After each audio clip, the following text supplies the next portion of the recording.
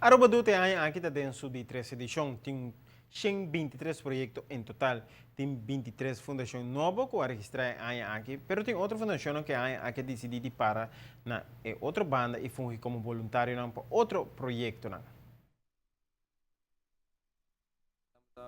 Bonita Pavak, que fundação que sostene outra fundação que está criando sentido de solidariedade entre as stichtingen, isso é muito bom.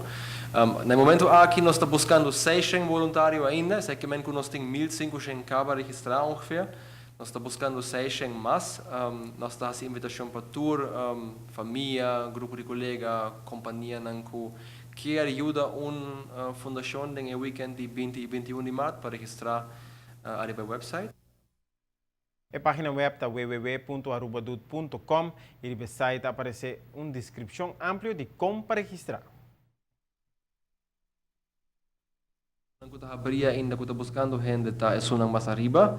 Então, vou por scroll, vou por busca também, por exemplo, segundo fecha. Então, se você ajuda, por exemplo, já viana 20 de março, ou já sábado 21 de março, vou por busca que hora, por exemplo, se você ajuda mais inta ou tarde.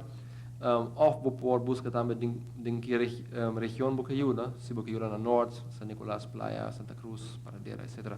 Então, tudo isso aí, vou fazer via site, então se você quis para um projeto, era botar registrar o número ou contato pessoa para o grupo que você tem. Então, nós esperamos que dentro do dia seguinte, a 2 semanas, nós chegamos a 600 voluntários, né? Que nos falta para nós make it happen.